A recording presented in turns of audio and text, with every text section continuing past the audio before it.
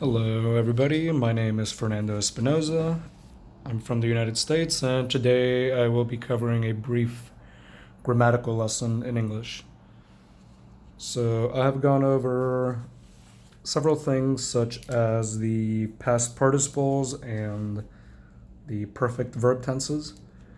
And today I will continue with my instruction of other verb tenses. Okay, so something important for this lesson is understanding what the suffix ing is and the different ways that it can be used in the English language. So, the main ways that it is used is in a verb tense, as a gerund, which I will get into, which is a noun, and as an adjective. So, let me start off by explaining what a gerund is. So, a gerund is a noun that is derived from a verb, but it ends with the ing suffix. So let's take a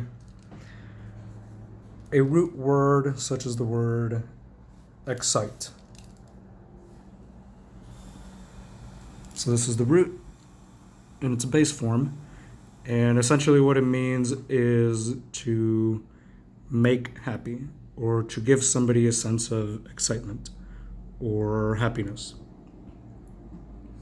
So the verb to excite somebody means to become excited. So you can use that as in an example in a habitual habit that you do every day. For example, every day I excite myself by hanging out with my friends. Or I excite myself by going out to nice restaurants with my friends. That is the way to use the verb in its root form. Another way would be tomorrow I will excite myself by going to the beach and going jet skiing. So always in the present simple and the future simple, it's just the root word that is used. So if you want to use it as a gerund, that would be the act of exciting oneself can be beneficial for the mind. Let's say something like that. So this is used as a noun because it's describing an act. So the act of exciting oneself. So this is the noun way of using the word exciting. Similar to the word excitement, which is also a noun, but excitement refers to the entire concept, whereas exciting refers to the act, but not acting as an action verb. It's still a noun, and that is called a gerund. So gerunds always end in ing, but they're always nouns that come from verbs. All right. Now, if we use the present continuous, well, like I said, the present simple would be every day I excite myself. If you use the present continuous form, that would be something like I am exciting myself on this motorcycle trip.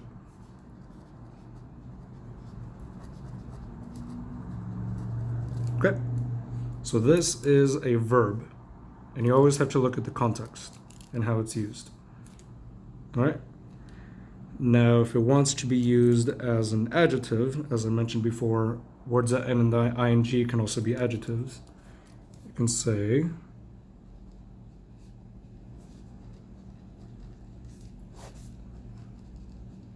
this is an exciting trip. Or you can say, jet skiing is an exciting activity. So as you see, the nouns and the predicate are activity and trip, and the words exciting are describing the noun. Okay? Whereas here, I is the main noun and the subject of the sentence, and it's combined with the verb be or am or are, and the verb with ing added to the end. Okay. Now let's try some more examples of this. Preferably examples that can have all three uses: nouns, verbs, and adjectives. So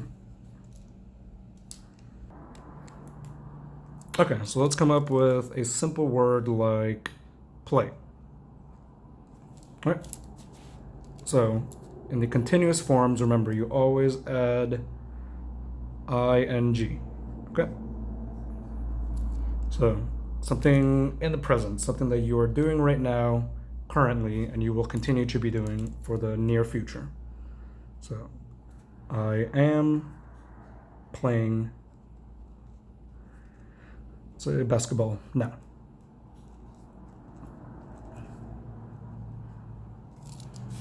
Now, if you want to talk about something that you were doing earlier or in the previous days, you can say, I was playing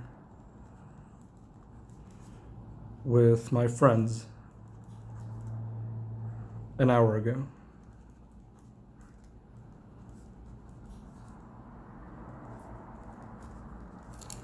Future continuous would be, I will be playing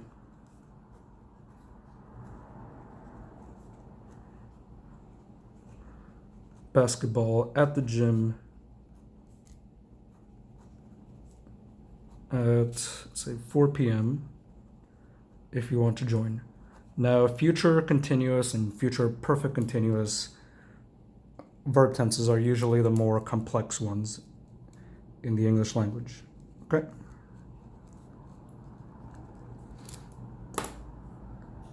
So, what are some other examples that you can use? Try to come up with some simple verbs and try to come up with sentences using these three examples that I've used. You can keep the sentence structure pretty much the same, just try to switch it around a bit. Try to come up with your own sentences.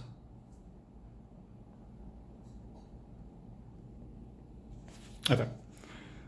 So if you've come up with your own, great. If you need a little more assistance, then here are some examples I've used with the word writing. Okay. I am writing this research paper, meaning something you're doing right now. I was busy writing my homework, and I will be writing this essay tonight. Okay? So, anything else that you may need help on regarding the gerunds and continuous verb tenses, please feel free to shoot me an email. Now let's go over, since we've done the continuous forms, let's work backwards and let's see how can writing be used as an adjective. So I could say something like, my professor gave us a writing assignment.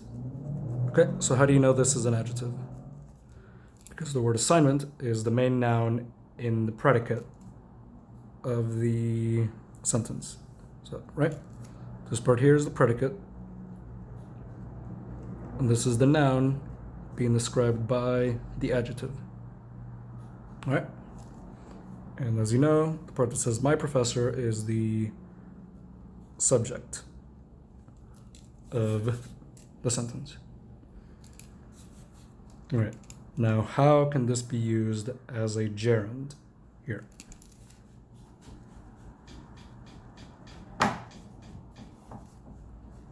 Let's make this the gerund section. So, how can the word writing be turned into a noun instead of a verb or adjective?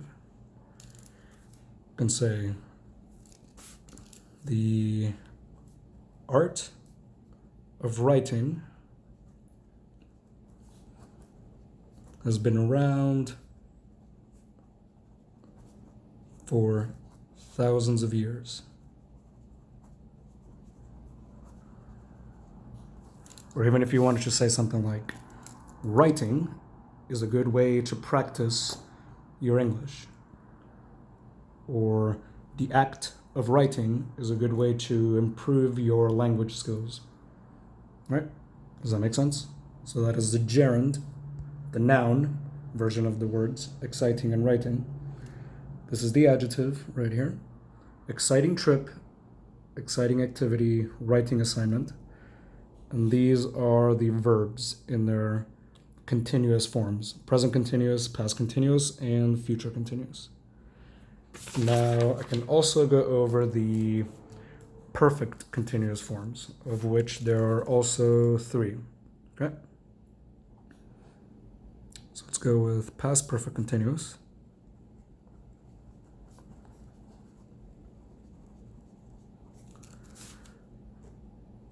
Present perfect continuous, and future perfect continuous.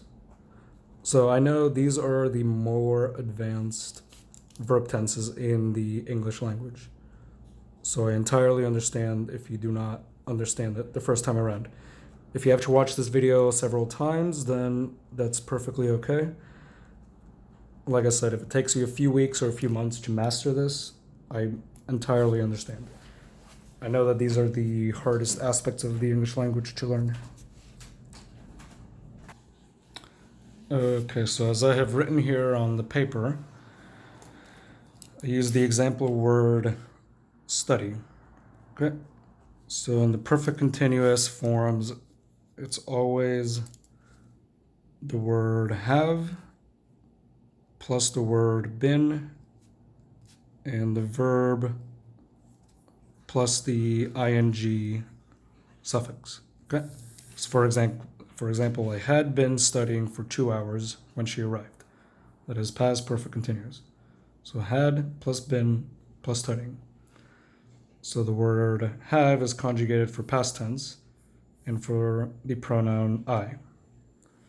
Present perfect continuous is I have been studying for the past 2 hours.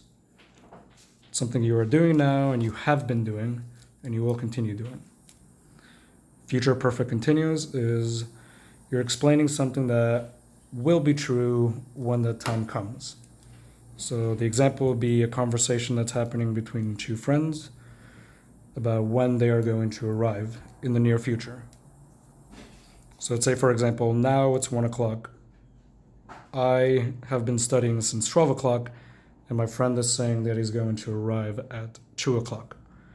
By the time you arrive, I will have been studying for 2 hours. Okay. Now, if you have any questions about the perfect continuous tenses and the continuous tenses and the gerunds and the adjective forms that end in ing, please feel free to shoot me an email or leave me a comment on this post. I hope everybody is staying safe and you all have a wonderful day.